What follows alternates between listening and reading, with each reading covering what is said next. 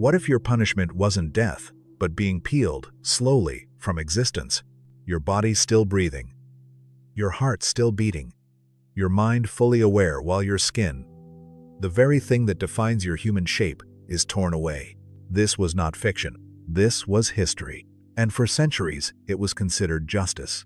Welcome to one of the darkest chapters in human civilization, the punishment known as flaying, or as most call it today, being skinned alive. If you think torture devices and execution methods were bad in the Middle Ages, this one will change your perspective on cruelty itself. Today, we're diving deep into where this punishment began, how it worked, why rulers across empires used it, and what it meant to face such a fate. Stay till the end because the meaning behind it might disturb you more than the act itself. The idea of stripping flesh from bone is almost as old as civilization itself. The earliest records date back over 3,000 years, to the warlike Assyrian Empire, a civilization that ruled ancient Mesopotamia with iron authority. The Assyrians were infamous not only for their conquests but for their psychological warfare. Their kings didn't just defeat enemies, they erased their humanity. Stone carvings discovered in the ruins of Nineveh and Ashur show chilling images. Prisoners tied to posts. Executioners cutting the skin from their bodies. One inscription by King Ashur-Nasirpal II, who reigned around 883 BCE, proudly boasts, "I flayed as many nobles as had rebelled and spread their skins upon the walls of the city." To the Assyrians, flaying was a political language. It was terror carved into the flesh of the defeated. By displaying the skin of enemies on city gates or temple walls, kings sent a message. Defy the empire, and your very body will decorate its victory. This was not random cruelty, it was strategic. It broke morale, silenced rebellion, and broadcasted the absolute power of the throne. And this, historians believe, is where the punishment of being skinned alive first took root, not as mere execution, but as theater of domination.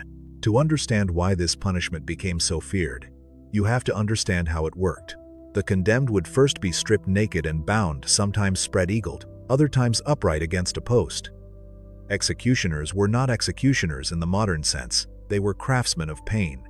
Using bronze knives, sharpened obsidian blades, or steel razors, they began at the extremities, the legs, the arms, sometimes even the face. The process was slow. The goal was not to kill quickly, but to strip layer by layer. Each cut severed the dermis from the muscle beneath.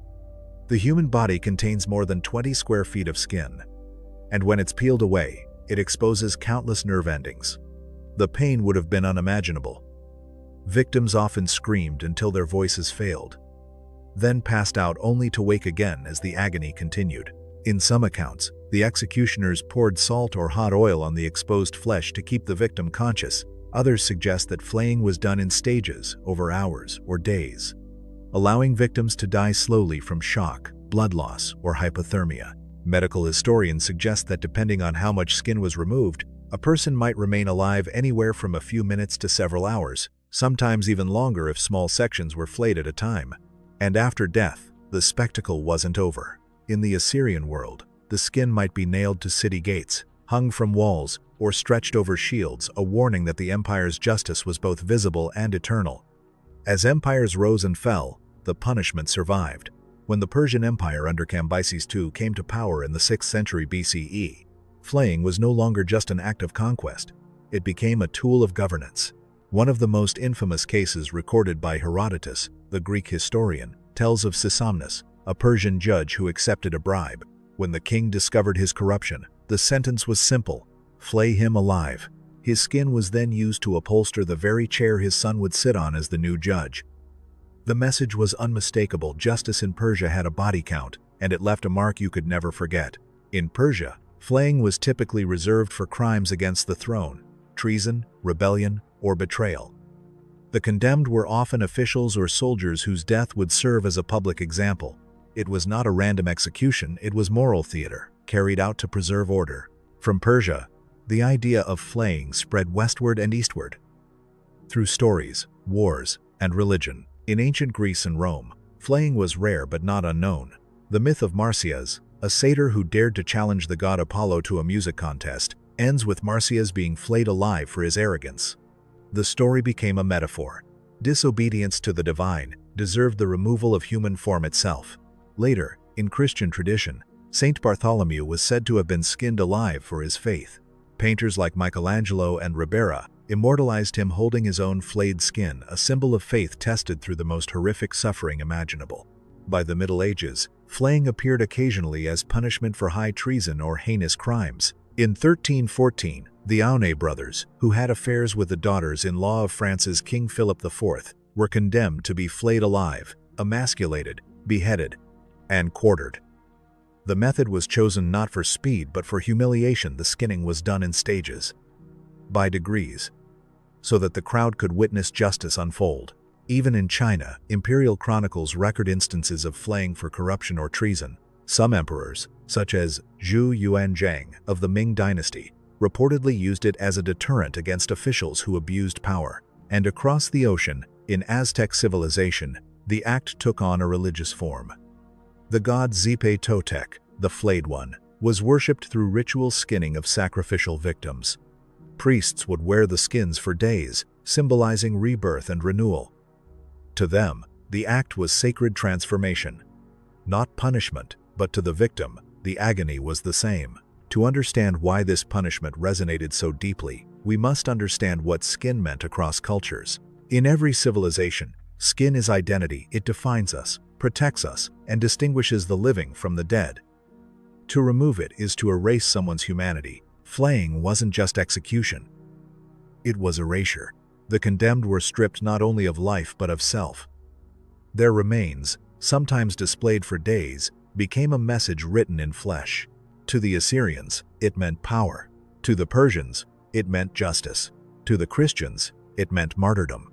To the Aztecs, it meant rebirth. But in every case, it meant domination. The body turned into a message. What did it actually feel like to be skinned alive, you may ask? Modern medical science gives us grim insight. The skin contains millions of nerve endings, responsible for pain, temperature, and pressure. When it's removed, these nerves are exposed directly to air. The brain receives a constant, overwhelming flood of pain signals. Victims likely entered shock within minutes, rapid heartbeat, trembling, confusion, but death might take hours. Without skin, the body loses its ability to regulate temperature and retain fluids. The exposed flesh begins to dry, crack, and bleed. Infection sets in almost immediately. Some historical accounts describe victims who tried to speak even as their lips were gone, or who fainted only to wake again as the process continued. In short, flaying was not just execution, it was an extended conversation with death, carried out in full public view. The punishment was almost always public. In Assyria, it was conducted on city gates. In Persia, it was performed in royal courts. In medieval Europe, in marketplaces and squares. Crowds gathered not only to witness the execution but to absorb the message that the state's authority could reach beneath your very skin. In some places, the flayed skin was treated, stretched, dried, tanned like leather. The skin of Sisamnes, used as a judicial seat cover, became a political relic. In other cases, the remains were left to rot, feeding the vultures, ensuring the horror lingered long after the death. By the late Renaissance, the world began to change. The rise of law, reason, and human rights slowly pushed punishments like flaying into the shadows. The last recorded cases in Europe disappear around the 17th century, though rumors persisted of isolated uses in Asia or the Middle East well into the 19th century. By the Enlightenment, philosophers like Cesare Beccaria and jurists like William Blackstone argued that justice should be rational, not theatrical. Execution should serve the law, not feed cruelty. And so, flaying faded from law codes, surviving only in myths, art, and religious iconography. Yet, even as it vanished, its memory remained a symbol of what unchecked power looks like when it loses its humanity. The punishment of being skinned alive wasn't just the worst because of pain, it was the most complete form of dehumanization ever conceived. It transformed the body into a message. It weaponized anatomy itself. To flay someone was to deny them even the dignity of being human, it was to turn flesh into propaganda. Looking back, the act reveals how civilizations once equated fear with control and cruelty with order.